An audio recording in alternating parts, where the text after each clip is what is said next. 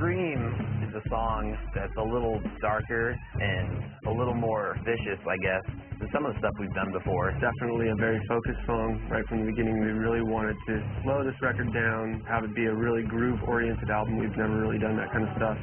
Rev is a freak when it comes down to laying just a wonderful groove down. We wanted to slow down the record to a tempo of about like 140, kind of the idea of where your heart rate is. And we just wanted to have a ton of vibe and just a ton of energy.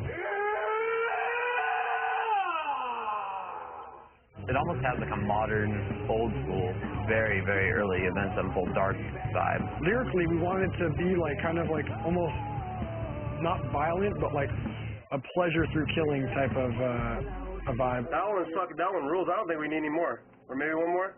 Shits and giggles. One more, shits and giggles.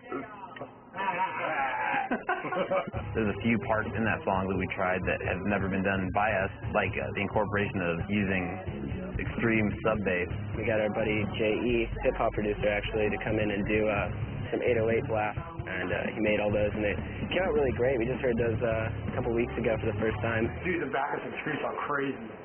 Next. Oh, cool. Yeah, I've been listening to that. Is it up a little higher or something? Yeah.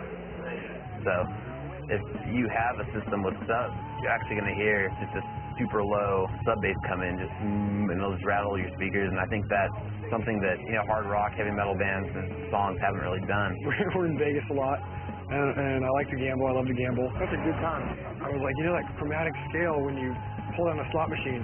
I was like, that'd be pretty fucking sick as a riff.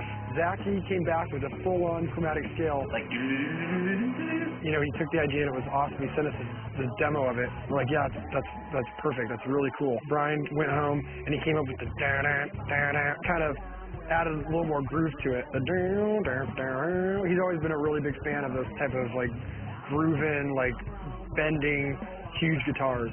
He just loves that stuff, and he loves it when it's a little bit out of tune and a little bit, wavering a little bit, so it's not too pretty sounding. The guitar solo, we were actually lifting weights, working out, and I was like, dude, it'd be cool on the beginning of the record would be if you just shredded over something and you didn't even really have any notes. You're just doing a motif of like a over and over and over.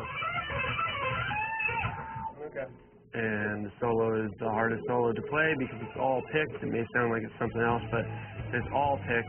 It's all those fast, ridiculous triplets, and I don't know how I'm going to play it live, but we'll figure it out. That's a badass solo. It's a song that you could definitely bang your head to, or you can always see one of your favorite dancing girls dancing to it. To me, this song with the riff and stuff was like a strip club anthem, just pure groove.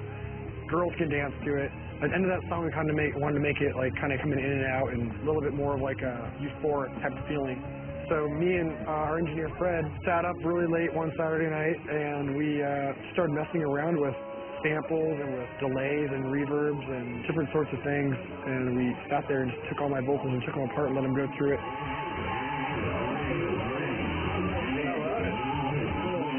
I like the way it like blends into the chorus. That's the craziest, yeah. So that's Scream came about. We didn't want it to be like, oh, here's a grooving part and we're going to ruin it with a fast part. Kept the whole thing grooving, the whole thing's the same tempo, and it just always makes you bop your head. You'll never hear a part in that song where you don't just want to go like this.